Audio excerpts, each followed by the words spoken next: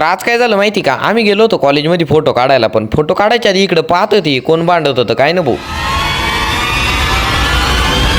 तर नमस्कार मंडळी, मी आहे सुशांत. आज आमच्यावालं नियोजन झालं का कॉलेजमध्ये जाऊन फोटो काढायचे. मग परत सगळ्याची इच्छुक आणि न इच्छुक सगळे गोळा केले, निघालो आम्ही कॉलेजमध्ये.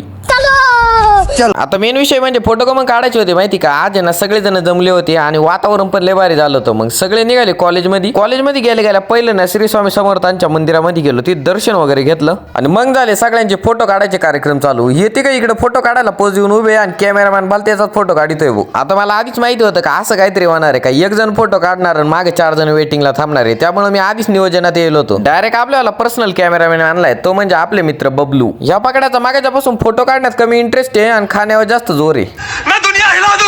याला म्हटलं अरे असं नको काय करू, दुनिया हलवायला जाशील तूच खाली पडशील, मग आम्हालाच उचलून न्यायला लागन तुला. याला सायकल चालवताना बघितलं एक गाणं आठवलं बघ मला. सायकल व मारी सोनानी सायकल.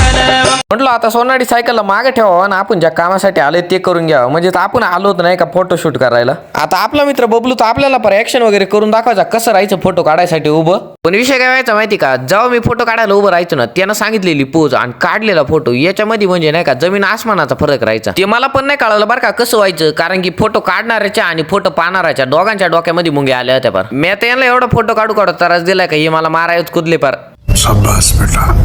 ए अरे बाबा सरळ बस, आधीच ते कॅमेरामॅन मोकार काटाळी येली चायला. मी म्हटलं एवढे जण एकाच जणाचा फोटो करून काढ राहिले, ती म्हणते वेगवेगळ्या अँगलनी काढू राहिले, म्हणजे जो चांगला येईल तो ठेवता येईल. म्हटलं बरोबर आहे तुमच्या आलं, पण सगळेच फोटो नका डिलीट करून टाकू. अबे साले एक पण असं पाहतंय माहिती का, कारण की याच्यावाले आम्ही ना फोटोच नाही काढले. शेवटी मग पोरांनी एक रील शूट केली आणि त्यानंतर निघालो मग रूमवर.